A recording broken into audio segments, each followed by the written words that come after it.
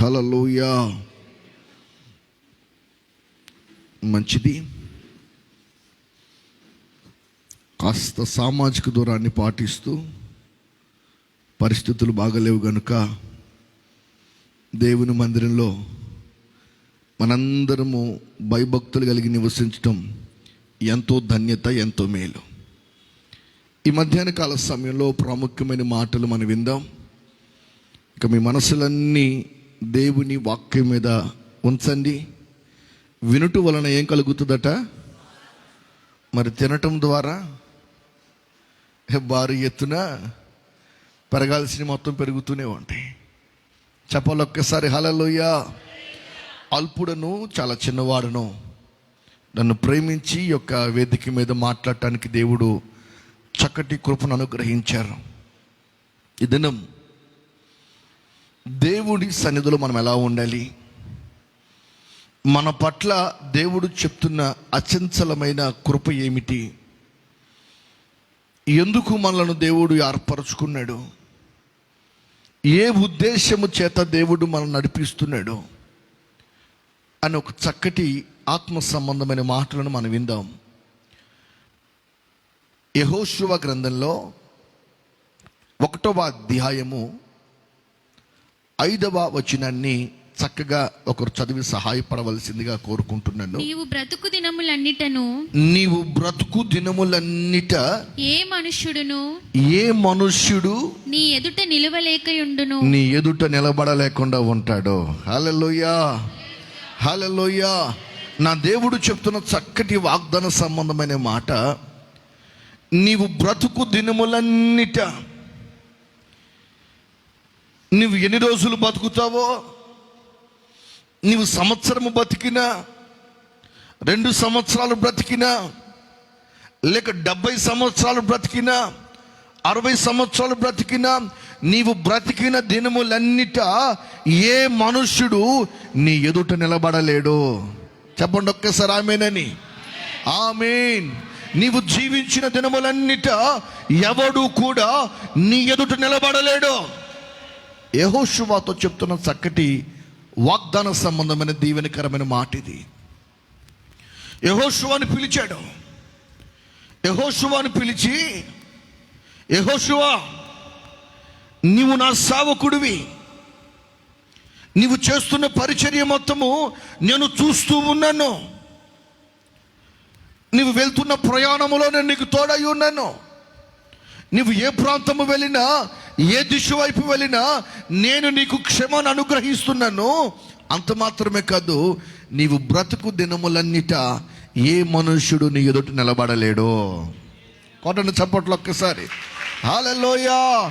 ఏ మనుష్యుడు కూడా నీ ఎదుట నిలబడలేడు.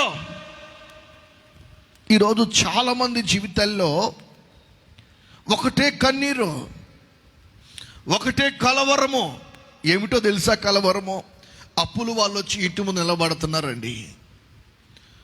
రోగాలు మా ఇంట్లో కాపురం చేస్తున్నాయి, నిందలు మా గృహంలో కాపురం చేస్తున్నాయి, అవమానాలు మా జీవితంలో కాపురం చేస్తున్నాయి, వ్యర్థమైన ఆలోచనలు మా కుటుంబాలలో కాపురం చేస్తున్నాయి. ఈరోజు నా దేవుడు చెప్తాడు, నీవు దేవుని సన్నిధిలో ఎలా ఉండాలో నేర్చుకుంటే నీ ఎదుట ఏ మనుషుడు నిలబడలేడు. Praise the Lord. హల్లెలూయా. చాలా మంది మందిరానికి వస్తారు కానీ, దేవుణ్ణి ఆరాధించడానికి వస్తారు కానీ, దేవుణ్ణి ఎలా ఆరాధించాలో కూడా తెలియని పరిస్థితుల్లో ఉంటారు.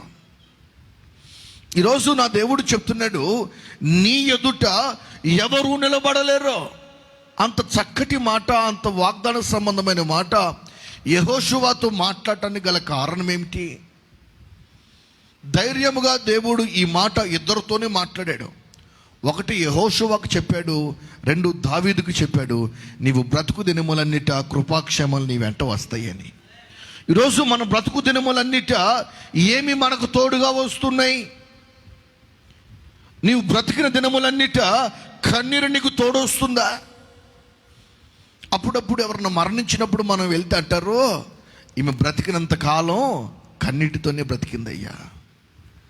ఈమె బ్రతికినంత కాలము వెద చెందుతూ బిడ్డలు ఏమైపోతారా, సంఘం ఏమైపోతుందా, నా జీవితం ఏమైపోతుందని కన్నీరు కారుస్తూనే బ్రతికింది. ఈమె బ్రతికిన బ్రతుకులు ఎక్కడ కూడా క్షేమము కనపడలేదు, ఎక్కడ కూడా ఆశీర్వాదం కనపడలేదని అక్కడక్కడ అప్పుడప్పుడు మనకు చెప్తుంటారు.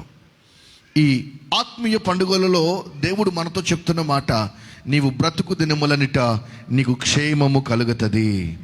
ఏ మనుష్యుడు నీ ఎదుట నిలబడలేడు, నీ ఎదుట ఎవడు కూడా నిలబడలేడు. నీ వల్ల ఉండాలో తెలుసా, దేవుని సన్నిధిలో పవిత్రతను కాపాడుకుంటుండాలి. ఏ మనుషుడు నీ ఎదుటి నిలబడకూడదు అంటే నీవు పవిత్రతను కాపాడుకోవాలి. యవ్వన పిల్లకలు అప్పుడప్పుడు కాలేజీకి వెళ్ళి వస్తున్నప్పుడు వారికి కొంతమంది ఎదురు పడుతుంటారు. అవునంటారా కాదంటారా? ఈ అమ్మాయి కాలేజీకి వెళ్ళి వస్తుంటే బయట ఎవడో ఒకడు సైకిల్ పెట్టుకుని రెడీగా ఉంటాడు. ఎవరి కోసం? ఈ పిల్ల కోసం. వాడు ఎదురు పడిన వెంటనే ఒకరోజు చెప్పుతో కొట్టేవనుకో, రెండో రోజు వస్తాడా? వాడు రాగాలని నవ్వుతుంటివి, వాడు రేపొద్దున కూడా వస్తున్నాడు నీ కోసం. నీ ఎదుట నిలబడకుండా ఉండాలి అంటే నీవు పవిత్రతను కాపాడుకునే విశ్వాసిగా నిలబడాలి. హల్లెలూయా, హల్లెలూయా. 1-2 మాటలు ఈ యొక్క మధ్యాహ్న కాల సమయంలో నేను మీ జ్ఞాపకానికి తీసుకొని వస్తాను. యెహోషువతో చెప్తున్నాడు, నీవు బ్రతికిన దినములన్నిట నీ ఎదుట ఏ మనుషుడు నిలబడలేడని. గల కారణం ఏమిటి? యెహోషువ ఎవరు? యెహోషువ యొక్క స్థితిగతులు ఏమిటి? యెహోషువ ఏమన్నా IAS ఆఫీసరా? యెహోషువ ఏమన్నా రెవరెండా? చాలామంది పాస్టర్లకు ఇప్పుడు వెనక తోకలు ఎక్కువైపోయినాయి. ఏమైపోయినాయి? రెవరెండ్, ఆర్చ్ బిషప్, వీరుడు సూర్యుడు అని కాదు. యెహోషువ ఎవరో తెలుసా? చూడండి, ఇదే యెహోషువ గ్రంథం 1వ అధ్యాయము 1వ వచనంలో చాలా చక్కటి మాట రాయబడి ఉంది. యెహోవా సేవకుడైన మోషే మృతి పొందిన తరువాత యెహోవా నూను కుమారుడును మోషే పరిచారకుడైన యెహోషువ. హల్లెలూయా. యెహోషువ ఎవరంటే మోషేకు పరిచర్య చేస్తూ వచ్చేవాడు. యెహోషువ ఎవరు? దేవుని సేవకునికి పరిచర్య చేసే పరిచారకుడు. ఈరోజు యెహోషువ దీవించబడ్డాడు అంటే యెహోషువ ఏం చేశాడు? దైవ సేవకుడైన మోషేకు పరిచర్య చేస్తూ వచ్చాడు. ఈరోజు సంఘంలో మనం కూడా పరిచర్య నేర్చుకోవాలి. ఏం నేర్చుకోవాలి? దైవ సేవకుల దగ్గర పరిచర్య. దైవ సేవకుల దగ్గర ఎవరైతే పరిచర్య చేస్తూ ఉంటారో వారు పరిచర్య ఫలాలను అనుభవిస్తూ ఉంటారు. యెహోషువట మోషే దగ్గర పరిచర్య చేస్తూ వచ్చాడట. మోషే ఏమి చెప్పాడో అదే యెహోషువ చేస్తూ వచ్చాడు. మోషే ఏ మాట చెప్పాడో ఆ మాటను యెహోషువ జ్ఞానముతో వింటూ వచ్చాడు. ఈరోజు చాలామంది దైవ సేవకులు చెప్పిన మాట వినరు. సంఘంలో కూడా దైవ సేవకుడు ఒక మాట చెప్పాడు అనుకోండి, అంటే మీ సంఘం గురించి కాదండి, మా సంఘం గురించి చెప్తున్నాను నేను. అమ్మ ఇలా చేద్దాము, ఇలా చేస్తే మంచిదంటే, లేదా అయ్యగారు మేము ఎప్పుడు అనుకున్నాము అన్నట్టు చేద్దామని. కావాల్సింది నీ మాట కాదు. మోషే యెహోషువని పిలిచి, యెహోషువ నీవు ఇలా చెయ్యాలి అంటే యెహోషువ దానిని మాత్రమే చేసేవాడు. యెహోషువ దీవించబడ్డాడు అంటే మోషే ఏమి చెప్పాడో యెహోషువ అదే అమలు పరిచేవాడు. ఈరోజు చాలామంది ఆత్మీయ జీవితంలో ఎందుకు కుంటుపడుతున్నారు, ఎందుకు వెనకడుగు వేస్తున్నారంటే పరిచర్య చేయటం మర్చిపోయారు. సీనియర్ భక్తులు అయ్యారు ఇప్పుడు వీళ్ళు. ఏ భక్తులు అయ్యారు? మేము సంఘం కట్టేటప్పుడు మొదట్లో భలే పరిచర్య చేసేవండి. మొదట్లో మేమేనండి ఈ మందిరానికి రాయి కట్టింది, మేమేనండి మొదట్లో అందరిని పిలుచుకొచ్చింది. మరి మొదట ఉన్న విశ్వాసం ఇప్పుడు ఏమైంది అక్క అంటే, ఎక్కడది ఉండండి పాస్టర్ గారు, అప్పుడు విశ్వాసం ఇప్పుడు లేదండి. యెహోషువ చనిపోయే వరకు పరిచర్య చేస్తూనే ఉన్నాడు. హల్లెలూయా, హల్లెలూయా. యెహోషువ మరణము వరకు దేవునికి పరిచర్య చేస్తూనే ఉన్నాడు. దైవ సేవకునికి పరిచర్య చేస్తూనే ఉన్నాడు. నేను సీనియర్ మోస్ట్ని, నేను రెవరెండ్ని, నేను బిషప్ని అనుకొని ఎప్పుడు కూడా యెహోషువ వెనకడుగు వేయలేదు. దేవుని పరిచర్య కొరకు మోషే ఏమి చెప్పాడో దానిని చేయటానికి సిద్ధముగా ఉన్నాడు యెహోషువ. నీవు కూడా సంఘములో సిద్ధ మనసు కలిగి ఉంటే నీ ద్వారా దేవుడు బలమైన కార్యము చేయబోతున్నాడు. దేవుడు బలమైన సాధనముగా నిన్ను వాడుకొనబోతున్నాడు. నీ వాడబడాలి అంటే నీవు దేవుని చేతిలో యోగ్యమైన వ్యక్తిగా కనపడాలి. దేవుని చేతిలో అరామరా లేకుండా, దేవుని చేతిలో నీతి క్రియలు పంచుకుంటూ, దేవుని చేతిలో నిర్దోషమైన వ్యక్తి వలె నిన్ను నీవు కనపరుచుకున్నప్పుడు దేవుడు పిలిచి నిలబెట్టి నిన్ను వాడుకుంటాడు. హల్లెలూయా, హల్లెలూయా. వాడబడదామని ఉంది కానీ పాస్టర్ గారు, మా ఎదురింటోళ్ళకి వెళ్ళి సువార్త ప్రకటిద్దామని ఉంది కానీ పాస్టర్ గారు, మా ఎదురింటోళ్ళకి వెళ్ళి దేవుని గురించి చెప్దామని ఉంది కానీ పాస్టర్ గారు, ఉంది కానీ అంటే అక్కడ ఏదో సంథింగ్ రాంగ్ ఉంది. అది నీలో ఉంటే నీవు దాన్ని కడుక్కోవాలి. ఈ ఉదయం ఆ రాంగ్ ఏదో నీలో ఉంటే దానిని నీవు శుద్ధిపరచుకోవాలి. ఏదైతే దేవునికి నీకు అడ్డుకరంగా ఉందో దానిని ఎప్పుడైతే నీవు శుద్ధిపరచుకుంటావో నా దేవుడు నిన్ను వాడుకోవటం ప్రారంభిస్తాడు. హల్లెలూయా, హల్లెలూయా. యెహోషువ అంటాడు, మోషే పరిచారకుడైన యెహోషువకి వేరే బిరుదు లేదు, యెహోషువకి వేరే క్యాప్షన్ లేదు. ఇతగాడు ఓ నమ్మకమైన పరిచారకుడు. దేవుని సన్నిధిలో కూడా నిన్ను బట్టి అనేక మంది చెప్పాలి, ఈ తల్లి నమ్మకమైన పరిచారకురాలు, ఈ యవ్వనస్తుడు నమ్మకమైన పరిచారకుడు, ఈ యవ్వన బిడ్డ నమ్మకము కలిగిన పరిచారకుడు. పని ఎవరికి అప్పగిస్తారండి? పరిచయం చేసే వాళ్ళకి అప్పగిస్తారా? చేయని వారికి అప్పగిస్తారా? నా దేవుడు ఎలాంటోడో తెలుసా? అందరినీ ఒకే చూపుతో చూస్తున్నాడు. ఒక రోజట ఒక తోటమాలి కొంతమంది పనివారిని పిలిచాడట. పనివారిని పిలిచి, బాబో ఈరోజు నా తోటలో మీరు పనిచేయాలి, నా తోటలో మీరు కావిలి కాయాలి, నా తోటను మీరు సేద్యపరచాలి, నా తోటను మీరు బహుగా చేసి దీంట్లో పని చేయాలి అన్నప్పుడు కొంతమంది పనివారు సిద్ధపడి వెళ్ళారు. వెళితే మొదటి రోజు మంచిగా అందరూ పని చేయడం ప్రారంభించారు. ఆ రోజు తోటమాలు రాలేదు. రెండవ రోజు మరలా వెళ్ళి ఆ తోటలోకి వెళ్ళి ఆ టమాటాల తోటలో అందరూ పని చేస్తూ టమాటాలు కోస్తున్నారు. యజమానుడు వచ్చి ఒక మాట చెప్పాడు, బాబు ఎవరెవరు ఎన్ని కేజీలు టమాటాలు కోసారో అన్నీ ఒక బాక్స్లో జాగ్రత్తగా పెట్టుకోండి. అర్థమవుతున్న నా మాటలు మీకు? తెలుగు వచ్చుగా మీ అందరికీ?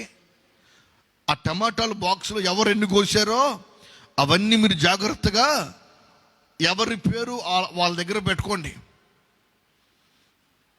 మీకు మంచి బహుమానం ఇస్తాను అన్నప్పుడు అందరూ శ్రద్ధగా 50 కేజీలు కోసినాడు 50 కేజీల డబ్బా పక్కన పెట్టాడు, 25 కేజీలు కోసినాడు 25 కేజీల డబ్బా పక్కన పెట్టాడు. ఎవరు తగ్గట్టు వాళ్ళు పక్కన పెట్టారు. మూడో రోజు ఏమైందో తెలుసా? ఒకడు పొద్దున్నే పనికొచ్చి వాడు 50 కేజీలు కోసాడు మరలా. ఇంకొకడు మధ్యాహ్నం పూట పనికొచ్చాడు. ఎవరు చూస్తారులే మనం చేసే పనులు అన్నీ అనుకుని మధ్యాహ్నం పూట పనికొచ్చి వాడు కూడా ఎట్టకుండా కష్టపడి ఒక 30 కేజీలు కోసాడు. ఇంకోటి వచ్చాడు సాయంత్రం పూట సంధివేళ, వాడు కూడా వచ్చి ఒక 20 కేజీలు కోసాడు. వాడు ఒక పక్కన పెట్టుకున్నాడు. ఒక గంటలో పని అయిపోయింది అనంగా, ఒక గంటలో స్కూల్ అయిపోయింది అన్నప్పుడు చిన్నపిల్లల్లో ఇంట్లో నానా అమ్మ కొడితే ఆఖరిలో బ్యాగ్ తగిలించుకుని వాళ్ళతో పాటు పరిగెత్తుకుంటూ వస్తారే, ఆ టైపులో గంటలో వచ్చాడు అక్కడ. వాడు కూడా ఒక 10 కేజీలు 7 కేజీలు కోసి పక్కన పెట్టుకున్నాడు. తోటమాలు వచ్చాడు, అందరినీ తేరి చూశాడు. వెరీ గుడ్, చాలా చక్కగా పనిచేశారు మీరు మంచి పనివారు అన్నాడు. అందరూ మురిసిపోయారు. మీ అందరికి డబ్బులు ఇవ్వటానికి నా దగ్గర డబ్బులు లేవు, రేపు ఉదయకాలం రండి, మీ అందరికి నేను మంచిగా డబ్బులు పంచుతాను అన్నాడు. సంతోషంగా అందరూ ఇంటికి వెళ్ళిపోయారు. తెల్లవారుజామున వచ్చారు. యజమానుడి దగ్గరకు వచ్చి, బాబు నా డబ్బులు ఇవ్వండి అంటే యజమానుడు చెప్పాడట, అయ్యా ఇద్దామని ఉంది కానీ నా దగ్గర డబ్బులు మిగలలేదు, కాబట్టి ఎవరు ఎన్ని కేజీలు కోసారో వాటిని ఎత్తుకెళ్ళి అమ్ముకోమని చెప్పాడట. ఎవరు ఎన్ని కేజీలు కోసారో వాటిని ఎత్తుకొని వెళ్ళి మార్కెట్లో మీరు అమ్ముకోండి. 70 కేజీలు కోస్తున్నాడు ఉన్నాడే, వాడు సంతోష గానాలతో భుజాన్ని పెట్టుకొని ఆనందంగా ఇంటికి వెళ్ళిపోయాడు. ఈ 50 కేజీలు కోసినాడు కొంచెం నీరసమైన మొహం పెట్టుకొని, పోతే పోనీలే ఈయన దొరికినాయి కదనుకొని వాడు కూడా వెళ్ళిపోయాడు. 30 కేజీలు కోసుడు ఉన్నాడు, చూసావా సచ్చినోడి పెళ్ళికి వచ్చిందే. ఈ బాగా తెలుసు మీకు వాకింగ్ కంటే కూడా. సచ్చినోడి పెళ్ళికి వచ్చిందే, కట్నమని వాడని చేశాడు, ఉసురు మొహం వేసుకొని ఇంకోసారి పనికి పిలవమాక, ఎవరా నీ కాడికి పనికి వచ్చిందని వాడు కూడా 4 మాటలు తిట్టి ఈ 30 కేజీల డబ్బా పట్టుకెళ్ళిపోయాడు. ఈ 10 కేజీడు పరిస్థితి ఏంటి ఏమంటారండి? అటు వాళ్ళని అడగలేడు, ఇటు ఇంట్లో నువ్వు చెప్పలేడు. 2 రోజులు పనికెళ్ళి ఏం సంపాదించావరంటే ఈ 10 కేజీ టమాటకాయలు తీసుకుని మొహాన కొడితే, ఇక మీకు తెలుసు ఆడవాళ్ళు, మీకు తెలియదు ఏమి లేదు, మహిళా మండల గ్రూప్ వాళ్ళు. ప్రైజ్ ది లార్డ్, హల్లెలూయా హల్లెలూయా. అలా చేయలేదు యెహోషువ. ఎన్ని గంటలకు యజమానుడు రమ్మన్నాడో అదే సమయానికి వచ్చి సాగిలిపడి నమస్కారం చేయటం ప్రారంభించాడు. అందుకనే యెహోషువ ఎదుట ఏ మనుషుడు కూడా నిలబడలేకపోయారు. హల్లెలూయా హల్లెలూయా. యెహోషువలో గొప్ప క్రియలు ఒక 2 గుర్తు చేస్తానని ఈ పూట. చూడండి, ఇదే నిర్గమకాండము 17వ అధ్యాయము 8-9 వచనాలు. నిర్గమకాండము 17వ అధ్యాయము. తరువాత అమాలేకీయులు వచ్చి రెఫీదీములో ఇశ్రాయేలీయులతో యుద్ధము చేయగా మోషే యెహోషువతో మన కొరకు మనుషులను ఏర్పరిచి వారిని తీసుకొని బయలువెళ్ళి అమాలేకీయులతో యుద్ధము చేయుము. రేపు నేను దేవుని కర్ర చేత పట్టుకొని ఆ కొండ శిఖరము మీద నిలిచెదనని అనేను. యెహోషువ మోషే తనతో చెప్పినట్లు చేశాడు. కొట్టండి చప్పట్లు ఒక్కసారి. హల్లెలూయా. మోషే యెహోషువతో ఏమైతే చెప్పాడో, మాట తప్పాడా? అసలు యెహోషువ వచ్చింది ఎందుకు? యుద్ధం చేయటం కోసం వచ్చాడా? ఏమండి, యెహోషువ ఎందుకు వచ్చాడు? ఏదో మోషేకు పరిచర్య చేద్దామని వచ్చాడు. ఏదో కాస్త పరిచర్య చేద్దామని వస్తే మోషే ఏం చెప్తున్నాడు? ఇప్పుడు నువ్వు వెళ్ళి యుద్ధాన్ని ప్రారంభించు.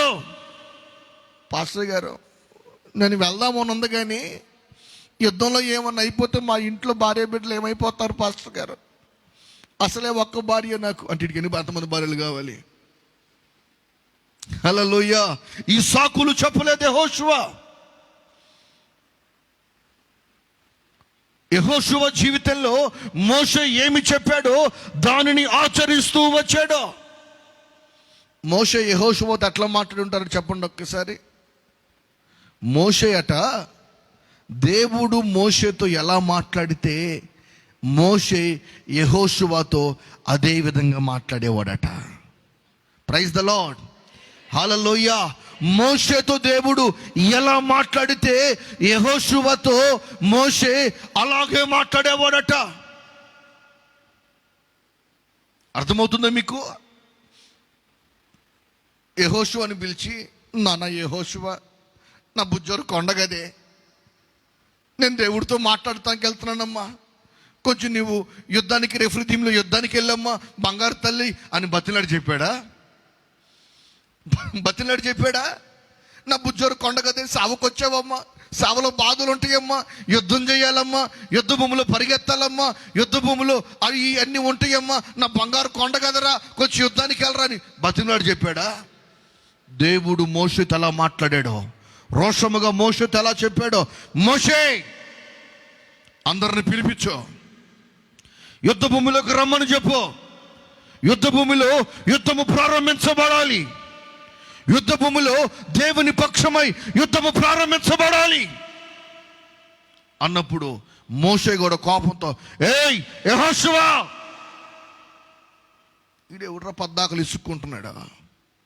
మనమైతే ఏమంటాం, ఈ మధ్య పాస్టర్ గారికి కొంచెం కోపం ఎక్కువైందండి, వయసు పెద్దదవుతుందిలే అమ్మాయి అంటారు పక్కన ఉన్నవి.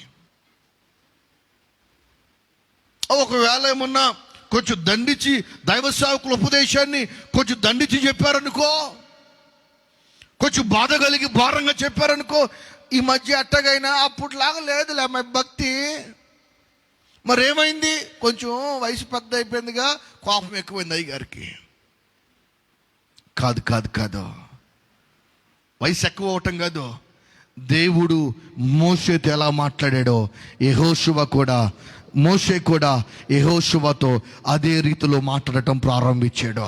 యెహోషువ, నువ్వు బయలుదేరా. ఒక్క 10 నిమిషాలు అయ్యా, మా భార్య అట్లు కట్టుకుని రమ్మంది. టైం ఏమి 8 అయింది ఉదయం పూట. కొంచెం టిఫిన్ ఇంట్లో ఇచ్చొస్తానని చెప్పాడా. వెంటనే వారికంటే ముందు యెహోషువ నిలబడ్డాడంట. అక్కడ చప్పట్లు కొట్టిన ఒక్కసారి. వారికంటే ముందు యెహోషువ నిలబడి యాజక క్రమాన్ని చేయటానికి, దేవుడు దైవ సేవకుడు చెప్పిన ఆజ్ఞ నెరవేర్చడానికి వారికంటే ముందు వెళ్ళి యుద్ధ భూమిలో నిలబడ్డాడు. మోషే అదంతా చూస్తూనే ఉన్నాడు. అంతటి ఘనమైన పరిచర్య దేవుడు యెహోషువకు అప్పగించాడు. ఈరోజు నీ ఆత్మీయ జీవితంలో కూడా నీవు దేవుని ఎదుట సరైన వ్యక్తిగా నిలబడితే, దేవుని ఎదుట నీవు చక్కటి క్రమంలో నిలబడితే, ఏ మనుష్యుడు కూడా నీ ఎదుట నిలబడలేడు. ఒకే ఒక్క మాట, అక్రమము చేయువారులరా. ఎక్కడి నుంచి వెళ్ళిపోమన్నాడు? నా వెనక నుంచి వెళ్ళమన్నాడా? నా పక్క నుంచి వెళ్ళమన్నాడా? అక్రమము చేయువారులరా, నా ఎదుట నుంచి మీరు వెళ్ళిపోండి. మీ క్రియలు బాగోలేవు, మీ భక్తి బాగోలేదు, మీ స్థితి బాగోలేదు, నీ ఆత్మీయత బాగోలేదు. నువ్వు క్రమంగా నడుస్తున్నావు అనుకుంటున్నావు, కానీ క్రమమైన జీవితంలో నువ్వు నడవటం లేదు. యుద్ధ భూమిలో యెహోషువ నిలబడ్డాడు. హల్లెలూయా, హల్లెలూయా. దండెము యుద్ధము మీదకు వచ్చిన యెహోషువ అంటున్నాడు, చేతులు పైకెత్తి ప్రార్థన చేయటం ప్రారంభించాడు. యుద్ధం ఎవరిది? యుద్ధం ఎవరిది? యుద్ధం ఎవరిది? యుద్ధము ఆయనది. నువ్వు నిలబడంతే, నువ్వు నిలబడంతే. యుద్ధము చేసేవాడు నజరేయుడని యేసు. నువ్వు ఏ ప్రాంతంలో ఉన్నా, ఏ సమస్యల మధ్యలో ఉన్నా, ఏ సమస్యల వలయాల చేత నీ కుటుంబము కట్టుబడిన కట్లు మొత్తం తెంపగలడు. యుద్ధములో నీకు జయాన్ని ఇవ్వగలడు ఆయన. హల్లెలూయా. కన్నీరు కార్చంతే, నీవేం చెయ్యక్కర్లా. ఈటయు కత్తియు బల్లెము తీసుకొని పరిగెత్తుకుంటూ రాలేదు దావీదు. ఒక్క వడిసెలతో చేత పట్టుకొని వచ్చాడు, గొలియాతును చంపి వెనక్కి వెళ్ళాడు. హల్లెలూయా. అందుకంటాడు, ఏ మనుష్యుడు నీ ఎదుట నిలబడలేడో. ఎప్పుడైనా ఈ వాక్యాన్ని ఎత్తిపెట్టి ప్రార్థన చేసావా? ఏ కాటికి, అయ్యా అప్పులోళ్ళు ఇంటి ముందుకు వచ్చి నిలబడుతున్నారయ్యా, నా ముఖాన్ని వాళ్ళకు చూపిలేకపోతున్నానయ్యా, ముఖం చాటేస్తున్నానయ్యా, ఈ ప్రార్థనే. కానీ అయ్యా, ఏ మనుష్యుడు నీ ఎదుట నిలబడలేడని చెప్పావు కదా, నా ఎదుట ఉన్న అప్పులు వారిని తోసేయి, చంపేయమని కాకుండా మరలా పాపం నీకు కావాల్సిన ధనాన్ని నా దేవుడు నీకు ఇస్తాడు. హల్లెలూయా. రోషం ఉండాలండి లోపల. ఏముండాలి లోపల? నేను ఆరాధిస్తున్న దేవుడు సామర్థ్యము కలిగిన వాడు, నేను ఆరాధిస్తున్న దేవుడు సర్వాంతర్యామి, ఏ స్థితికైనా చాలినవాడు అన్న రోషం నీలో ఉంటే ఘనమైన కార్యములు చేయుటకు నీ వెనకడుగు వేయవు. అందుకే యెహోషువ అంటాడు, ఏ మనుష్యుడు నీ ఎదుట నిలబడలేడు. చూడండి, ఇదే అధ్యాయంలో 10వ వచనం, నిర్గమకాండంలోనే 17వ అధ్యాయంలోనే 10వ వచనం. యెహోషువ మోషేతో యెహోషువ మోషే తనతో చెప్పినట్లు చేసి యెహోషువ మోషే తనతో చెప్పినట్లు చేసి అమాలేకీయులతో యుద్ధమాడెను. అమాలేకీయులతో యుద్ధమాడెను. మోషే అహరోను హూరు అనువారు ఆ కొండ శిఖరమెక్కిరి. మోషే తన చెయ్యి పైకెత్తినప్పుడు మోషే తన చేతులు పైకెత్తినప్పుడు ఇశ్రాయేలీయులు గెలిచిరి. ఇశ్రాయేలీయులు గెలిచిరి. మోషే తన చెయ్యి దింపినప్పుడు మోషే తన చేతిని దింపినప్పుడు అమాలేకీయులు గెలిచిరి. అమాలేకీయులు గెలిచిరి. హల్లెలూయా, హల్లెలూయా. యాజకుడు ఏం చేస్తున్నాడంటే యెహోషువను పంపించి, మోషే గమ్ముకున్నాడా ఏంటి నట చూస్తారు? యెహోషువని యుద్ధానికి పంపించాడు కదా, యుద్ధ భూమిలో యుద్ధం జరుగుతుంది కదా. యాజకుడు ఏం చేస్తున్నాడు? యెహోషువ వెళ్ళాడులే, అన్ని ట్రైనింగ్ ఇచ్చేసాం మనం, అంతా నేర్పించేసాం మనం, మన దగ్గరికి పెరిగిన బిడ్డే కదా, అన్ని తెలుసు అబ్బాయికి అని గమ్ముగా ఉండలా. చేతులు పైకెత్తి ప్రార్థన చేయటం ప్రారంభించాడు. ఎప్పుడైతే మోషే చేతులు పైకెత్తాడో ఇశ్రాయేలీయుల ప్రజలు యుద్ధంలో గెలవటం ప్రారంభించారు. హల్లెలూయా అని చెప్పి యెహోషువ గర్వపడలేదు. యెహోషువ గమనిస్తున్నాడు, నేను గెలుస్తున్నాను అంటే వెనక నా సేవకుడు కన్నీరు కారుస్తున్నాడు. ఈరోజు నీ కుటుంబం సంతోషంగా ఉంది, నీ యొక్క వ్యాపారం సంతోషంగా ఉంది, నీ ఆత్మీయ జీవితం దీవించబడుతుంది అంటే అది నీ గర్వమో నీ భక్తో కాదు, నీ వెనక సేవకులు చేస్తున్న కన్నీటి ప్రార్థన. ఆ ప్రార్థన నీ కుటుంబాన్ని కాపాడుతుంది, ఆ ప్రార్థన నీ వ్యాపారాన్ని కాపాడుతుంది, ఆ ప్రార్థన నీ యొక్క జీవితాన్ని కాపాడుతుంది. నీవు ఏమి ప్రయాణము చేసినా, ఎటు వెళ్ళినా క్షేమముగా తిరిగి మరలా ఇంటికి వస్తున్నావంటే నీ గొప్పతనం కాదు. కొండ మీద దైవ సేవకుడు చేతుల పైకెత్తి ప్రార్థన చేస్తున్నాడు.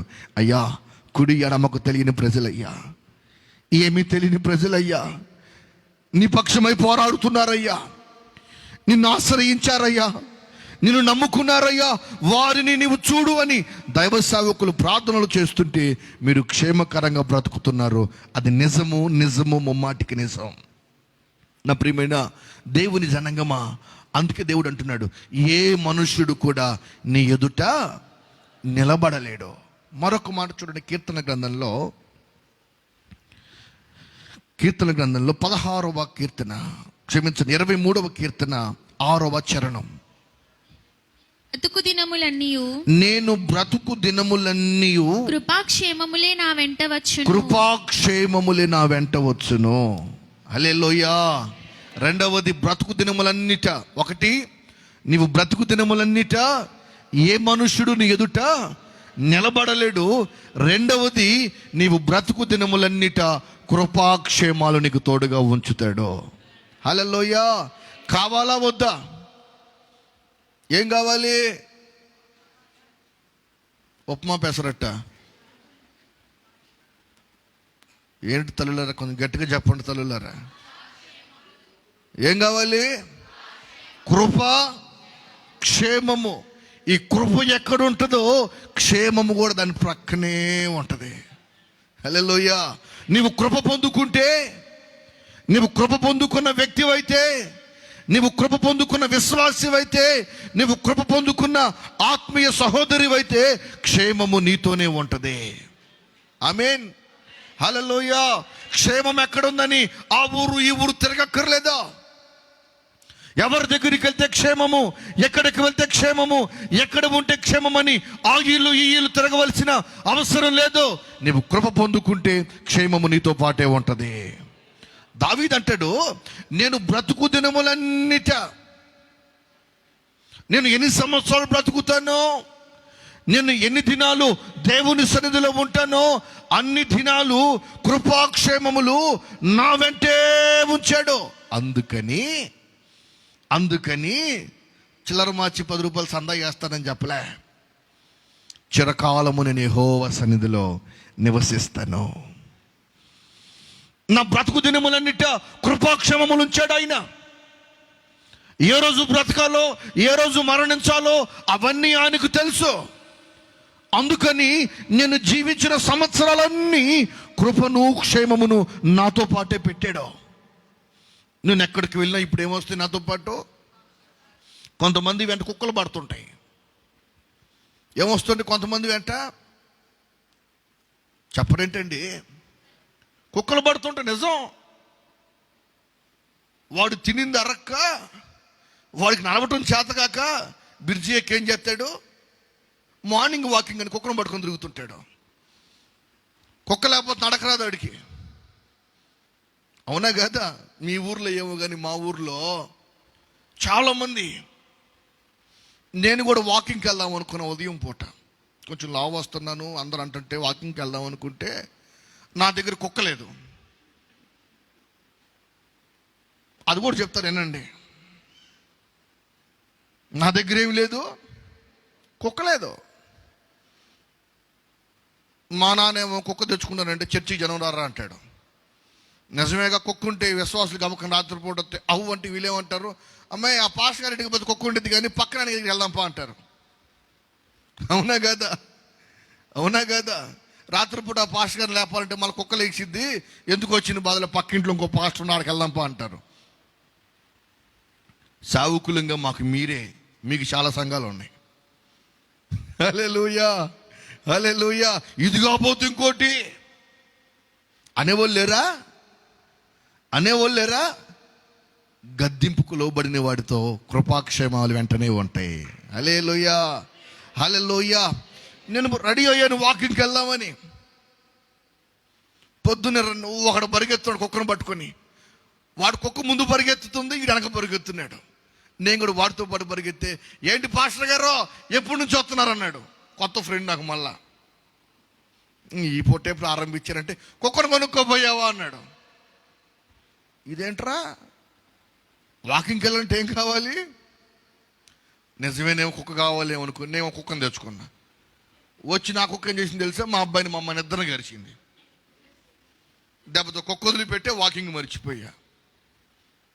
అంటే ఇడు ఉద్దేశం ఏంటంటే, ఇడు తినింది అరక్క ముందు కుక్క పరిగెత్తుంటే వెనకిడు పరిగెత్తుంటాడు. ఈ మధ్య 4 కాళ్ళ కుక్కలు వదిలిపెట్టి 2 కాళ్ళ కుక్కలు అమ్మడబడుతున్నారు అందరూ. నిజమండి. ఈ కాలేజీ పిల్లలందరూ ఏం చేస్తున్నారు తెలుసా, 4 కాళ్ళ కుక్కలు వదిలిపెట్టి 2 కాళ్ళ కుక్కలు, మీకు అర్థమయ్యే ఉంటుంది ఇప్పటికే, బ్రతుకు నాశనం చేసుకుంటున్నారు, బ్రతుకు పాడు చేసుకుంటున్నారు. ఎటి వాళ్ళలో తెలియక, ఎక్కడ స్థిరపరచబడాలో తెలియక, ఎవరి మాట వినాలో తెలియక, అటు తల్లిదండ్రుల మాట వింటలేదు, ఇటు సంఘం అనే సావుకుడి మాట వినక జీవితాన్ని పాడు చేసుకుంటున్నారు. అందుకే దావీదంటాడు, నేను చిరకాలము నా దేవుని మందిరంలో నివసింపగోరుతున్నాను. హల్లెలూయా. ఎక్కడిది దావీదుకు బలము? దావీదుకి బలం ఎవరిచ్చారో? దావీదులో ఉన్న బలం ఏమిటి? ఇదే కీర్తన గ్రంథం 16వ అధ్యాయం 2వ వచనం చదవండి ఒక్కసారి త్వరగా. నీకంటే నాకు క్షేమాధారం, నీవే నా ప్రభుడవు, నీకంటే నాకు క్షేమాధారం ఏదీ లేదని యెహోవాతో నేను మనవి చేస్తున్నాను. కొట్టండి చప్పట్లు ఒక్కసారి. నేను ఒక మనవి చేశాను, దేవునితో ఒక నిబంధన చేశాను. ఏమో తెలుసా నిబంధన? నీవే నాకు క్షేమాధారము.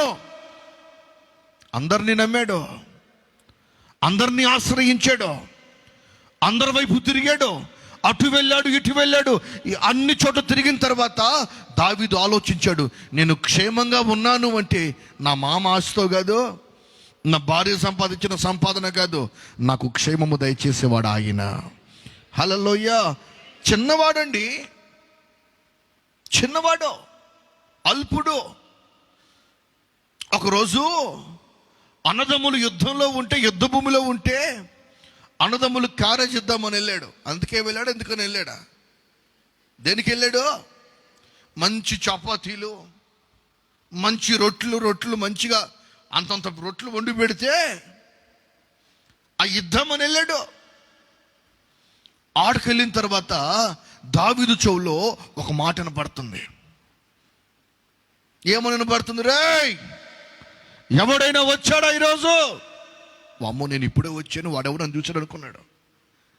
నేను ఇప్పుడే వచ్చాను, వాడెవరు నన్ను చూశాడేమో. రే అన్నయ్య, ఎవడురా వాడు అడిగాడు. రే, వాడితో నీకెందుకురా? వాడెవడో నీకెందుకురా? వాడితో నీకేం పనిరా? కాదురా, ఎవరైనా వచ్చారా అంటున్నాడు. వాడు ఎవడు అన్నయ్య అని అడిగాడు. వెంటనే మరొక మాట వినపడుతుంది, ఇదిగో ఇశ్రాయేలీయులలో ఎవడు కూడా లేడా అని వినపడుతుంది. అవునా కదా? వినపడుతున్న మాట వినపడితే వెంటనే దావీదు కోపం వచ్చి, రేయ్ ఏ ఊర్రా నీది, ఏ పేటరా నీది, పనికి మళ్ళాడా, సున్నతి లేనివాడా, నా గోత్రాన్ని అంటావా నువ్వు, నన్ను తిడతావా నువ్వు అని రోషం కలిగి, రేయ్ దెబ్బకు చంపేస్తా జాగ్రత్త అన్నాడు. అన్నదమ్ములందరూ గడగడ గడగడ, రేయ్ నువ్వు వచ్చిన పనేంటి, నువ్వు చేస్తున్న పనేంటి? పిచ్చోళ్ళారా, నేను దేవునితో ఒక మనవి చేసుకుని ఉన్నాను ఆల్రెడీ. హల్లెలూయా, హల్లెలూయా. నేను దేవునితో ఒక మనవి చేసుకున్నాను, నాకు క్షేమాధారము నీవేనయ్యా అని ఎప్పుడో చెప్పాను. ఇప్పుడు ఏం చేస్తావురా? వాడేమో 6 మూరలు జానున్నాడు, నువ్వేమో ఈ మైకంత ఉన్నావు. వాడికి నీకు ఆడరా, వాడికి నీకు పొంతకేడరా అంటే దావీదు అంటాడు, ఎట్టగానే నేను చంపాలా? దున్నపోతుల్లాగా తింటున్నావురా మేము ఇక్కడ బొనుకొని, ఇక్కడ కూర్చొని దొర్లాడుతున్నావు. ఒక్కరోజు కూడా మళ్ళీ రోషం రాలేదు. ఉప్పు కారం తింటున్నాం మేము కూడా, ఉప్పు కారం తింటున్నాం మేము కూడా, మాకు రోషం రాలేదు, మాకు రోషం రాలేదు. మరి నువ్వేంట్రా అంటే ఆ మాట ఎవరి దగ్గరికి వెళ్ళింది? వెళ్ళిపోయింది అక్కడికి. మంచి వార్తలు వెళ్ళాలంటే చాలా టైం పట్టింది. చెడ్డ వార్తలు యమ స్పీడ్గా పోతాయి, మనకంటే ముందు పోతాయి అయ్యి. హల్లెలూయా, హల్లెలూయా. ఏమి లేదండి, చిన్న మాట చెప్తాను. ఒకవేళ ఇక్కడ కూర్చున్న వాళ్ళకి ఒక్కళ్ళకి కరోనా వచ్చిందంటే రేపొద్దున మీ అందరికి తెలిసిద్దా తెలీదా? వామ్మో, నా పక్కన అమ్మాయా, నా వెనకమ్మాయా, నా ముందమ్మాయి, ఆమె ఏమి ఈగిపోయినా ఇవి క్రియేట్ చేస్తుంది. బైబిల్లో పేపర్ కూడా తెచ్చిచ్చింది అక్క నాకు. ప్రైజ్ ద లార్డ్, హల్లెలూయా. ఆమె ఏమి ఇవ్వదు పాపం. మంచినీళ్ళు అయితే వాటర్ బాటిల్ కూడా ఇచ్చింది నాకు వచ్చిందంటావా? కరోనా కట్టు నా దేవుడు ఎప్పుడో తెంపేశాడు ఆల్రెడీ. హల్లెలూయా. అవి తెంపబడ్డాయి. దావీదు అక్కడ నిలబడినప్పుడు ఆ మాట సౌలుకు వినపడింది. రేయ్ వాడెవడో పిలవండిరా, వాడెవడో పిలిపించండి అక్కడికి. పరిగెత్తుకుంటూ వర్తమానం వెళ్ళింది. దావీదు గారు మిమ్మల్ని రాజుగారు రమ్మంటున్నారండి. నన్ను ఎందుకు రాజుగారు రమ్మంటున్నారు? రాజుగారితో నాకేంటి పని, ఆయనతో నాకేంటి పని అంటే, మీరు రాత్రి ఎందుకు గట్టిగా అరిచారంటగా ఆయన చెవులో వినపడింది ఆ మాటలన్నీ. అబ్బా, ఎవరికి వినపడాలో సమస్య వచ్చినప్పుడు నీవు మోకరించి ప్రార్థన చేస్తే ఎవరికి వినపడాలో వాడికి వినపడిద్ది వెళ్ళది. హల్లెలూయా, హల్లెలూయా. పక్కవాడికి వినపడదు, ఎవరికి వినపడాలో వారికే వినపడిద్ది. దావీదు రోషంగా భయపడుతూ వస్తున్న పండ్రా బాయ్, కొంచెం బాగా వస్తానని చెప్పాడా? 1 గంట టైం ఇవ్వండి, నీట్గా మేకప్ అయ్యి. ఇందాక మమ్మల్ని ఆ రూమ్లో కూర్చోబెట్టారు. వీళ్ళేమో స్తుతించి ఆరాధిస్తూ ఉంటే మాకు లోపలికి రావాలనిపిస్తుంది. మా బెంజమిన్ గారికి వెళ్దాం లోపలికన్నా. స్టార్టింగ్ ట్రబుల్, ఎవడైనా ముందుకు వస్తే నేను కూడా వెనక్కి వచ్చడానికి నాకేం వద్దామనిపిస్తుంది. బెంజమిన్ గారు అంటారు, ఆగండి గారు పిలుస్తారు దగ్గర అని. పిలవటం కాదు, లోపలికి వెళ్ళి కూర్చుని ఆగట్లా మాకు. ప్రైజ్ ది లార్డ్, హల్లెలూయా. వెంటనే దావీదు లేచి పరిగెత్తుకుంటా రాజు దగ్గరికి వెళ్ళి, నేనే. రాజు ఎక్స్పెక్టెన్స్ మొత్తం చల్లారిపోరే. ఆడేమో 6 మూరల జాన్ ఉన్నాడు రా. కనీసం వాళ్ళు వేసుకుంటే కనీసం 3 మూరలు కూడా లేవురా. నువ్వు చంపేస్తాను, పొడి చేస్తాను, నలిపేస్తానంటే వాడికన్నా పెద్ద బలాడి అనుకున్నాను. నీకేంట్రా? దండం పెడతారా? రాత్రి అంతా నిద్రపట్టలేదురా, పొద్దున్నే చంపేద్దాం అనుకున్నాను, నిన్ను చూస్తే నాకు లో బీపీ వచ్చిందిరా, నువ్వు ముందు నుంచి వెళ్ళిపోరా అన్నాడు. రాజా, మర్యాద ఉండదు నీకు, పిలిపించావు కాబట్టి యుద్ధం పెట్టాల్సిందే. హల్లెలూయా. ఏమంటాడు? నన్ను పిలిచావు కాబట్టి యుద్ధం పెట్టాల్సిందే, యుద్ధం జరగాల్సిందే. రే యుద్ధం జరిగిద్దిరా, నువ్వు బతకవురా. ఆఫర్లు భలే ఇచ్చాడు. ఆఫర్లు ఏంటి? రాజ్యంలో ఆస్తి ఇస్తాడంట, కన్న కూతురిచ్చి పెళ్లి చేస్తాడట. ఆఫర్లు బ్రహ్మాండంగా ఉన్నాయి. ఏమంటే చదువు లేని వాడికి ఎవరైనా పిల్లనిస్తానంటే ఎట్లా ఉంటుంది? రాజు కూతురు ఇస్తానంటే ఎట్లా ఉంటుందండి? చెప్పరేంటండి? ఆగదు ఆనందం, ఆగదు ఆనందం. దావీదు కూడా రోషం కలిగి మాట్లాడుతున్నాడు. రాజా, నీవు నన్ను చూస్తున్నావు, నీవు నన్ను చూస్తున్నావు. నాలో ఉన్నవాడు లోకాన్ని జయించినవాడు, నాలో ఉన్నవాడు నాకు క్షేమం ఇవ్వదగినవాడు, నాలో ఉన్నవాడు నేను అపాయములో ఉంటే పక్కకు తొలగి వెళ్ళిపోయేవాడు కాదు, నాలో ఉన్నవాడు నేను కన్నీటి మధ్యలో ఉంటే నీవెవరో నాకు తెలీదు అని చెప్పేవాడు కాదు. బ్రతుకు దినములన్నిట కృపాక్షేమములు నాకు తోడుగా ఉంచువాడు ఆయన. హల్లెలూయా. నేను జీవించు సంవత్సరములంతటా కృపాక్షేమములు నాతో ఉంచాడు ఆయన. చెప్ప రమ్మని చెప్ప, పనికి మాలోని ఆ దున్నపోతుంటే రమ్మని చెప్ప. ఒరే నువ్వేమో బొడ్డోడిలాగా ఉన్నావు, నీ మాటలేమో వచ్చిన మాటలో చేతగాని మాటలో. సహజంగా పిల్లలు మాట్లాడితే ఏమంటారు? వీడెక్కడో నేర్చుకొని వచ్చాడు అయ్య గారు పోనీ అంటారు. అవునా కాదా? వీడెక్కడ నేర్చుకొని వచ్చాడు అయ్య గారు పోనిండి అయ్య గారు అంటాడు. దావీదు మాత్రం రాజుని విసిగిస్తూనే ఉన్నాడు. ఇదిగో ఒక మాట చెప్పమంటావా? ఏంట్రా చెప్పరా అబ్బాయి. పిలిచిన అరణకి ఏం చేయాలి? వెనక ఇప్పుడు నన్ను పిలిపించారు, నా చేతికి మైక్ ఇచ్చారు. వాక్యం బాగున్నా బాగోలేకపోయినా మీరేం చేయాలి? ఏం చేయాలి? నిద్రపోయినా లేచినా ఏం చేయాలి? వెనక నేను చెప్పక 3 గంటల వరకు టైం ఇచ్చారు, పెద్ద వచ్చి ముందు పెట్టారు. 3 గంటల వరకు నేనేం చెప్పినా కానీ మీరేం చేయాలి? లేకపోతే వాక్యం బాగలేకపోతే పక్కన వాళ్ళకి ఏ ఊరంటే ఈ అబ్బాయిదే, ఇక బాగలేకపోతే ఏగా మాట్లాడేది. ఆ అమ్మాయికి ఎట్ట ఉంది? కరోనా వచ్చి తగ్గిందా? ఇంటికి వచ్చిందా? క్వారంటైన్లో ఉందా? ఇవే కొత్త మాటలు ఇప్పుడు. Praise the Lord. Hallelujah, hallelujah. రాజుతో చెప్తున్నాడు, రాజా నేను నా తండ్రి మందని మేపుతూ అరణ్యంలో ఉన్నప్పుడు ఆ గొర్రె పిల్లల మధ్యలోనికి ఒక మంచి ఎలుకబంటు వచ్చింది. ఎలుకబంటు రాగాల్ని అగ్గిపెట్టి తీసుకుని ఎలిగిస్తే పారిపోయిందని చెప్పాడా? హల్లెలూయా. ఎలుకబంటు రాగాలు ఏం చేశాడో? భయపడి పరిగెత్తలా. నా గొర్రె పిల్లను అమాంతన తింటే నేను కూడా దానితో పాటు పరిగెత్తుకుంటూ వెళ్ళి దాన్ని తోకబట్టుకొని గొర్ర తిప్పి కొట్టి చంపి నా గొర్రె పిల్లను నేను కాపాడుకోగలిగాను. హల్లెలూయా. రాజు ఆశ్చర్యపోయాడండి. అవునా? నిజమేనా? అరే పిచ్చోడా, ఇంకా ఉన్నాయి ఎన్రా బాబు దేవుడి కార్యాలు. నువ్వు ఎట్ట రాజు అయ్యావో కానీ గాడిదలు కాసుకునేవాడివి, మాట్లాడితే ఆశ్చర్యపడుతున్నావు. ఒకసారట దావీదు రాజుగా అభిషేకించబడిన తర్వాత, ఎందుకో గుర్తొచ్చింది ఇప్పుడు. దావీదు రాజుగా అభిషేకించబడిన తర్వాత దావీదు నాట్యం ఆడుతుంటే పైనుంచి సౌలు కూతురు చూసి నవ్విందట. నవ్వి, ఊరే గొర్రెలు కాసుకునేవాడిని రాజుగా అభిషేకిస్తే ఎంతే ఉంటుందని నాకు డౌట్ వచ్చింది. మరి అక్క మీ నాన్న ఏం కాసేవాడు? మరి అయ్యగారి పని ఏంటి?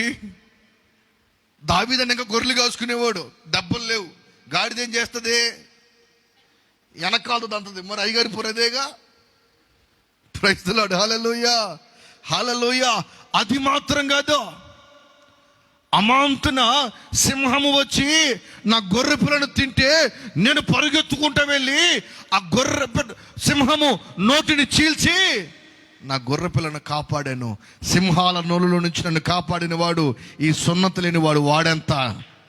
హల్లెలూయా. వాడెంతటి వాడు? ఖబర్దార్, రమ్మని చెప్పు యుద్ధ భూమిలోకి. అరే నీకు దండం పెడతారా? నువ్వు మొత్తానికి యుద్ధంలో నుంచి గమ్ముగా వెళ్ళమంటే వెళ్ళేటట్లు లేవు. ఏదో ఒకటి చేద్దామని సౌలు ఏం చేశాడో? యుద్ధాన్ని ప్రారంభించాడు, యుద్ధం ప్రకటించాడు. ప్రకటించిన తర్వాత మీకు తెలిసిన విషయమే. దావీదు ఏం తీసుకెళ్ళాడు? మంచి కర్ర ఒకటి ఏరుకున్నాడు. కర్రకు ఒడిసిలు కట్టాడు. ఒడిసిలు కట్టి, ఇదిగో ఆడిని తొందర రమ్మని చెప్పు. ఎవరాడు? ఆడిని తొందర రమ్మని చెప్పు, ఇప్పుడే వస్తాను నేను వెళ్ళి అన్నాడు. నేరుగా ఏట్లోకి వెళ్ళి ఎన్ని రాళ్ళు ఏరుకున్నాడో, ఎన్ని రాళ్ళు చక్కగా ఏరుకొని జబులో పెట్టుకొని సరదాగా పాట పాడుకుంటూ వస్తున్నాడు. యెహోవాయే నా కాపరిగా నాకేమీ, ఏమంటారు చెప్పండి నా మాట, నాకేమి కొదువు లేదో, పచ్చిక గల చోట్లలో నన్ను పరుండ చేస్తాడు ఆయన, శాంతికరమైన జలముల చెంత నన్ను పడుకోబెడతాడు, నాకు కలవరం లేదో అని చెప్పి సరదాగా యుద్ధములు అడుగు పెడితే వాడి మొహం తేరి చూస్తే వాడేమో అంత ఎత్తున ఉన్నాడు. అసలుకి ఆ ఫిలిప్చీడికి వాడికి అనుమానం వచ్చింది. రాజుగారికి ఫోన్ చేసి, రాజుగారు యుద్ధానికి వస్తానన్నాడు వాడాడంటే, ఒరేయ్ ఆల్రెడీ వాడు యుద్ధములో ఉన్నాడు రా, ఈడెవడని కుక్కని కర్ర తీసుకొని వస్తున్నాడు నా మీదకి, ఈడెవడు కర్ర తీసుకొని వస్తున్నాడు, ఎవరు కత్తో మంచి పెద్ద ఈటో బలిమో తీసుకొని వస్తే నా సైజు కానిద్ది. కానీ అవునంటారా కాదంటారా? వాడంటాడు, రేయ్ నువ్వు కర్ర తీసుకొని వస్తున్నావు నా మీదకి, నేనేమన్నా కుక్కన? దావీదు అంటాడు, రేయ్ నువ్వు కుక్కవో నక్కవో నాకు తెలీదు, జీవము కలిగిన యేసు నామంలో నీ దగ్గరకు వస్తున్నాను నేను. హల్లెలూయా. నీ ఎదుట ఏ సమస్యలున్నా యేసు నామములో నీవు బయలుదేరితే నీ బ్రతుకు దినములన్నిట కృపాక్షేమాలు నీ పక్కనే ఉంచుతాడు ఆయన. హల్లెలూయా. దేవుడు మనకి ఇవన్నీ చేస్తుంటే మనము దేవునికి ఏం చేస్తున్నాం అని ఇప్పుడు ప్రశ్నించుకున్నావా?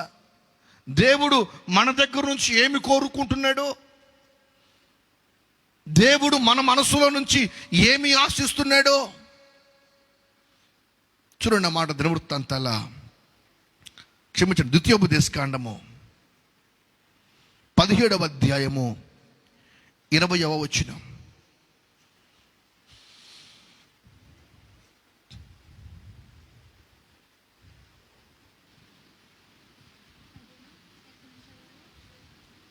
ద్వితీయోపదేశకాండము 17వ అధ్యాయము 20వ వచనం. తాను తన సహోదరుల మీద గర్వించి ఈ ధర్మమును విడిచిపెట్టి కుడికి గాని, వినండి ఇక్కడ నుంచి వినండి, కుడికి గాని ఎడమకు గాని తాను తొలగిపోకుండా ఉండునట్లు తన దేవుడైన యెహోవాకు భయపడి ఈ ధర్మశాస్త్రములోని వాక్యములన్నిటినీ ఈ కట్టడలను అనుసరించి నడువ నేర్చుకొనుటకు అతడు తాను బ్రతుకు దినములన్నిట ఆ గ్రంథమును చదువుచుండాలి. హల్లెలూయా. ఇది నీవు చేయవలసిన పని. దేవుడు చెప్తున్నాడు, ఏ మనుషుణ్ణి నీ ఎదుట ఉంచకుండా చేస్తాను అని, ఏ మనుషుడు నీ ఎదుట నిలబడలేడు అని. నీవు బ్రతుకు దినములన్నిట కృపాక్షేమాలు నీకు తోడుగా ఉంచుతానని. కానీ నీవు చేయవలసింది ఏమిటో తెలుసా? నీవు బ్రతుకు దినములన్నిట ఈ పరిశుద్ధ గ్రంథాన్ని చదువుతూనే ఉండాలి. హల్లెలూయా. ఇది దేవుని ఆజ్ఞ. నీవు ఇది చదివితే కుడికి గాని ఎడమకు గాని తొట్టిల్లిపోవు. సాతానుడు నిన్ను కలవరపెట్టిన కలవరానికి నీవు లోనవ్వవు. కష్టాలు వచ్చినాయని అటు ఇటు ఊగిపోవు. నిందలు వచ్చినాయని అటు ఇటు పారిపోవు. దేవుని వాక్యము నీవు చదివితే నీవు బ్రతుకు దినములన్నిట తొట్టిల్లిపోకుండా ఉంటావట. హల్లెలూయా. అప్పుడప్పుడు కష్టాలు వస్తున్నాయి అంటే ఎందుకు వస్తున్నాయి? అప్పుడప్పుడు ఇబ్బందులు వస్తున్నాయి అంటే ఎందుకు వస్తున్నాయి? అప్పుడప్పుడు సమస్యలు వస్తున్నాయి అంటే ఎందుకు వస్తున్నాయి? ఆదివారం ప్రార్థన అయిపోవటం ఆలస్యం, బైబిల్ ఎత్తుకెళ్ళి ఎక్కడ పెడతాం? మొచ్చు మీద పడేస్తాం. ఒక కుమారుడు వచ్చి తండ్రిని అడిగాడంట దుబాయ్ వెళ్తూ, డాడీ నాకు ఒక 50,000 రూపాయలు కావాలి, దయచేసి 50,000 రూపాయలు నాకు ఇవ్వండి అని అడిగితే తండ్రి చెప్పాడట, సరే నువ్వు వెళ్ళరా, ప్రార్థన చేయి, దేవుడు ఇస్తాడు, రోజు బైబిల్ చదువుకోనాడట. ఏం చెప్పాడు? నువ్వు వెళ్ళు, డబ్బులు అడిగావు కదా, నేను ఏదో ఒకటి చేస్తాలే, ప్రతిరోజు వాక్యం చదువుకోనైనా, ప్రతిరోజు బైబిల్ చదువుకో, ప్రార్థన చేసుకో, దేవుడు నీకు ఇస్తాడు అని చెప్పాడట. ఇడు పోయాడు ఇంట్లో నుంచి. పోయినోడు ఇక ప్రార్థన చేశాడో చేయలేదో, వాక్యం చదివాడో చదవలేదు మనకే తెలియదు, కానీ రోజు వాళ్ళ నాన్నకు ఫోన్ చేస్తున్నాడు, 50,000 ఎప్పుడు పంపిస్తా, 50,000 ఎప్పుడు పంపిస్తా అంటే, అరే నువ్వు దిగులు పడమాకరా, ప్రార్థన చేసుకో, బైబిల్ చదువుకో, దేవుడు కార్యం చేస్తాడు. సరే డాడీ. ఒక వారం అయింది. వారం అయిన తర్వాత, డాడీ రోజు ప్రార్థన చేసుకుంటున్నా, రోజు బైబిల్ చదువుతున్నా, దేవుడు ఇంకా పంపించలేదు డాడీ అన్నాడంట. వాళ్ళ డాడీ చెప్పాడట, అరే నిజంగా నువ్వు అబద్ధం ఆడుతున్నావురా అన్నాడంట. వెంటనే, నేను అబద్ధం ఆడేది? ఎప్పుడైనా నీకు అబద్ధం చెప్పానా? నేను నీ కొడుకుని డాడీ అంటే అర్థం ఏంటి? తండ్రి ఏం చేశాడో అలా కాదు, ఇక రోజు ఇదే వాదన జరుగుతుంది. వాళ్ళ నాన్న కోపం వచ్చి, రేయ్ పనికి మళ్ళాడా, అబద్ధాలు చెప్తున్నావు, నువ్వు బైబిల్ చదవట్లేదో, నువ్వు ప్రార్థన చేసుకోవట్లేదంటే, నువ్వు ఎట్ట చెప్పావంటే, వాళ్ళ నాన్న అమ్మటిని పిలిచి, రేయ్ నీ బైబిల్ జిప్ ఓపెన్ చేయరు అన్నాడంట. జిప్ ఓపెన్ చేసిన వెంటనే ఫస్ట్ పేజీ తీ అన్నాడంట.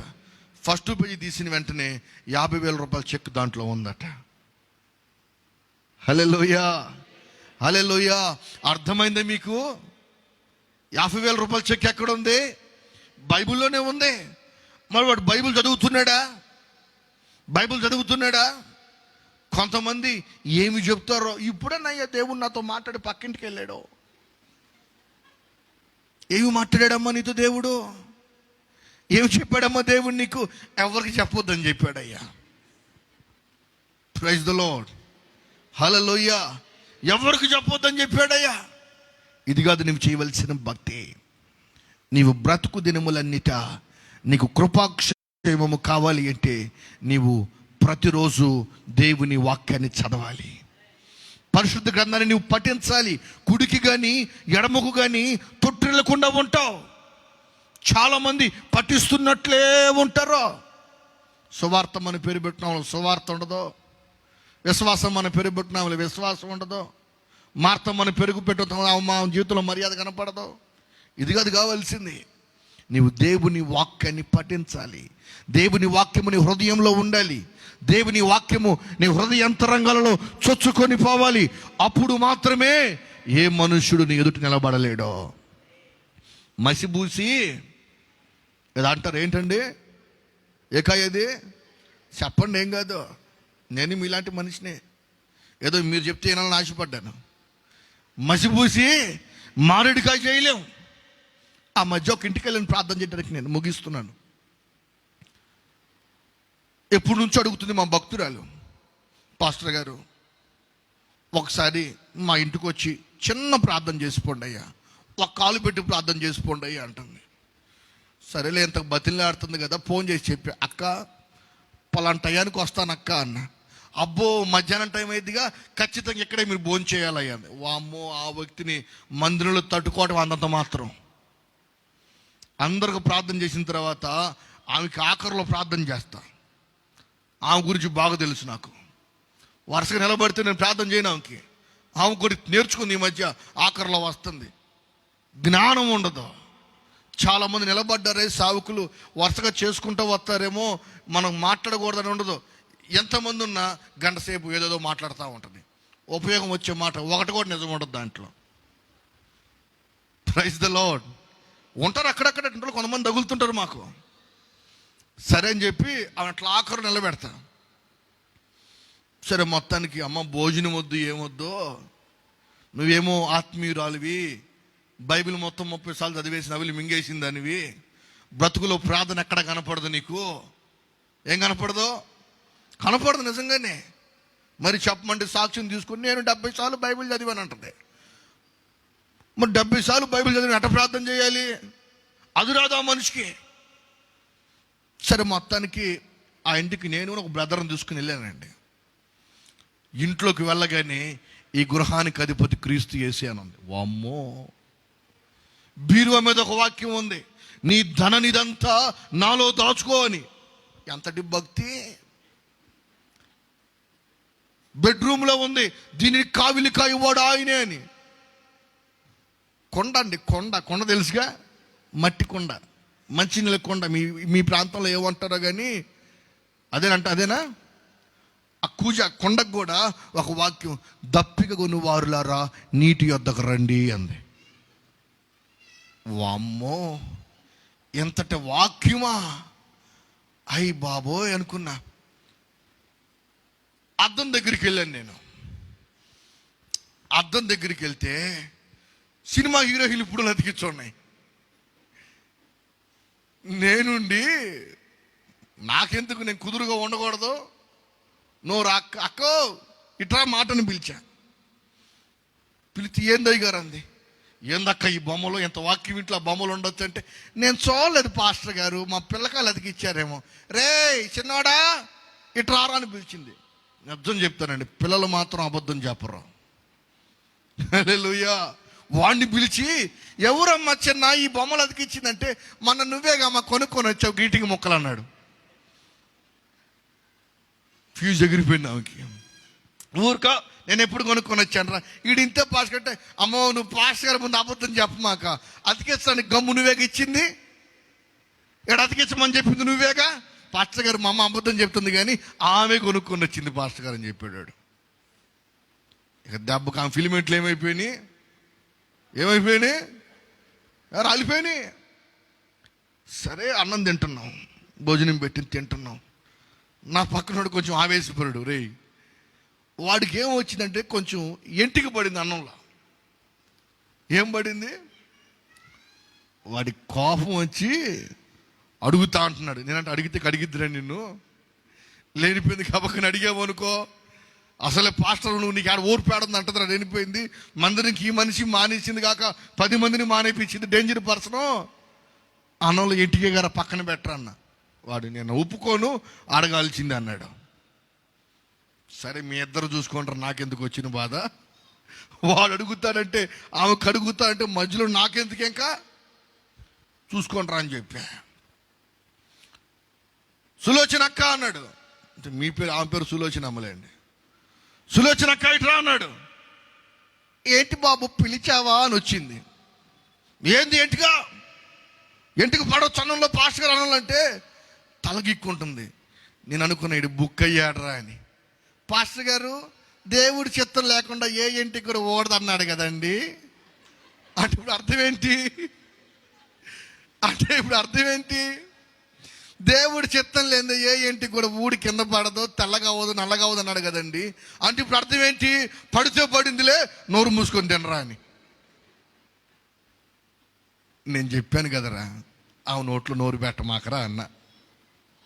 ఈడన్నాడా? ఇక నోరు మూసుకొని అది పక్కన పెట్టి, ఏయ్ కోరయ్ అని మొత్తం. కొంతమందికి మర్యాద ఎక్కువ. ఏమెక్కువ? పాస్టర్ గారికి అండి, అన్ని పాస్టర్ గారికి అని చెప్పి ఫస్ట్ మొత్తం తెచ్చి మా మొహాన్ని పెడతారు. ఫస్ట్లో ఏముంటుంది? తిప్పరు. ఇల్లు తిప్పకుండా ఆ నూనె మొత్తం తెచ్చి మా మొహాన్ని పోస్తారు. మే అయ్యగారికి ఫస్ట్ అయ్యగారికి పెట్టు అంటే అర్థమైంది నూనె పోసి పెట్టమని. హల్లెలూయా. అలాంటి వాళ్ళు లేరా? కొంచెం జ్ఞానంగా అన్నం వడ్డిస్తున్నప్పుడు కొంచెం తిప్పిపోసేవనుకో ఏమవుతుంది? కొంచెం కూర వస్తుంది. తెప్పమాక అయ్యగారికి ఫస్ట్ పోయాలి. వాడు ఎప్పుడో మధ్యాహ్నం వండి పెడతాడు వాటిని. అడుగంతా కూరపై పైన వచ్చింది ఇప్పుడు. అందుకని మేము ట్రెండ్ మార్చాను మా మందిరంలో. ఫస్ట్ నేను తిన్నమ్మా, లాస్ట్లో తింటానని చెప్తున్నా. అయ్యగారు లాస్ట్కి అంతా అయిపోయినా పర్వాలా, పెట్టకపోయినా పర్వాలా, మీరు ఫస్ట్ పోసి ఆ నూనె మా మొహాన్ని ఎత్తే వారం అంతా పరిచయం చేయకుండా ఇంట్లో పడుకోవాల్సి వస్తుంది తల్లులారా. హల్లెలూయా. అందుకంటాడు, నీవు కుడివైపు కానీ ఎడమ వైపు కానీ తొట్టిల్లకుండా ఉండాలంటే నీ పైవేషం అది కావాల్సింది. నీ హృదయము నిండా దేవుని వాక్యము ఉండాలి. నీ హృదయములో దేవుని వాక్యాన్ని నీవు అలమరుచుకోవాలి. నీ హృదయములో దేవుని వాక్యాన్ని నీవు పఠిస్తూ ఈ జీవ గ్రంథంలో ఉన్న ప్రతి మాటను నీ హృదయంలో పెట్టుకుంటే నీవు కుడి వైపుకు కానీ ఎడమ వైపుకు కానీ త్రొట్టిల్ల పోనివాడు ఆయన. హల్లెలూయా. అందుకంటాడు, నీవు బ్రతుకు దినములన్నిట నీకు నేను కృపాక్షేమాలను తోడుగా ఉంచాను. ఈరోజు నీవు బ్రతుకు దినములన్నిట సంతోషంగా ఉంటున్నావా? నీ బ్రతుకు సంతోషంగా జీవిస్తున్నావా? ఎందుకొరకు నీ ఇంట్లో సమస్యలు వస్తున్నాయి? ఎందుకు నీ వ్యాపార జీవితంలో కష్టాలు వస్తున్నాయి? ఎందుకు నీ ఆత్మీయతలో కన్నీరు వస్తుంది? ఎందుకు నీ పిల్లలు నీ మాట వింటలేదు? ఏ రోజైనా నీ పిల్లలు నీ మాట విన్నప్పుడు మొదట నీవు దేవుని మాట వింటున్నావో లేదో ఆలోచించావా? ఈరోజు నీ పిల్లలు నీ మాట వినాలి అంటే మొదట తల్లిగా తండ్రిగా నీవు దేవుని మాట వినాలి. తల్లిగా తండ్రిగా నీవు దేవునికి లోబడాలి. తల్లిగా తండ్రిగా నీవు దేవుని ఎదుట సాగిలపడి, అయ్యా నా బ్రతుకు దినములన్నిట నీ మందిరంలో నేను నివాసం చేస్తానని ఒక తీర్మానం నీవు చేసుకోనగలిగితే నీ పిల్లలు నీ మాట వింటారు. నీ వ్యాపారం ఆశీర్వాదకరంగా మార్చబడుతుంది. నీ కుటుంబము దీవెనపు ఇల్లుగా మార్చబడుతుంది. ఉన్న పాటని లేచి నిలబడండి. చిన్న ప్రార్థన చేస్తాను ఈ రాత్రి మధ్యాహ్నం. అందరూ భయభక్తులుగా లేచి నిలబడి, నీవు నా పక్షమై ఉన్నావు గనుక రెండు చేతులు పైకెత్తి, నీవు నా పక్షమై ఉన్నావు గనుక అపజయము నాకు రాదు. కన్నీరు నేను చూడలేను. కష్టాలు నన్ను అలుముకోవు. యెహోషువ బ్రతుకు దినములన్నిట ఏ మనుషుడు కూడా యెహోషువ ఎదుట నిలబడలేకపోయాడు. కారణం యెహోషువ పరిచర్య చేస్తూ వచ్చాడు. యెహోషువ పరిచారకుడిగా దేవుని సన్నిధిలో నిలబడగలిగాడు. ఈరోజు నీవు దేవుని ఎదుట నిలబడగలుగుతున్నావా? ఆయన పరిచర్యను తుదముట్టించగలుగుతున్నావా? సంఘములో సావుకునికి లోబడి ఉండగలుగుతున్నావా? సంఘ క్రమాలలో ఆత్మీయ జీవితంలో అడుగు వేయగలుగుతున్నావా? యెహోషువతో చెప్తున్నాడు, నీ బ్రతుకు దినములన్నిట ఏ మనుషుడు నీ ఎదుట ఉండలేడు. నోరు తెరవండి తల్లులారా, స్తోత్రం చెల్లించండి. స్తోత్రమయ్యా, స్తోత్రమయ్యా, స్తోత్రమయ్యా. యేసయ్యా, మా బ్రతుకు దినములన్నిట కృపాక్షేమాలు మాకు తోడుగా ఉంచండి. మా బ్రతుకు దినములన్నిట ఎవడు కూడా మా ఎదుట నిలబడకూడదు. సాతానుడు నీతో వేద్యమాడుతున్నాడా? అల్లరితో కూడిన ఆటపాటల వైపు నువ్వు వెళ్తున్నావా?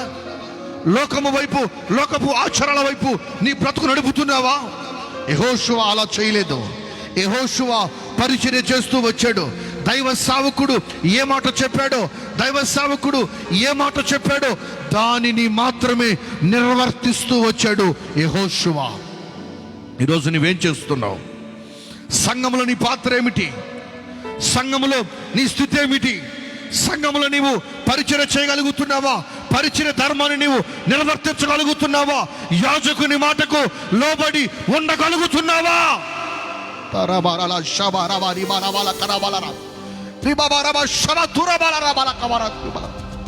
అడుగు యేసయ్యను, అడుగు యేసయ్యను. నా స్థితి ఏమిటయ్యా? నా స్థితి ఏమిటయ్యా? దావీదు మీద చూపిన కృప, దావీదు మీద వచ్చిన కృప, దావీదు మీద వచ్చిన వాత్సల్యం నా కుటుంబం మీద ఉండును గాక, మీ కుటుంబం మీద ఉండును గాక. అడుగు యేసయ్యను, అడుగు యేసయ్యను. అటువంటి కృప ఉంచండి నాయన, అటువంటి కృప ఉంచండి నాయన. హల్లెలూయా, హల్లెలూయా.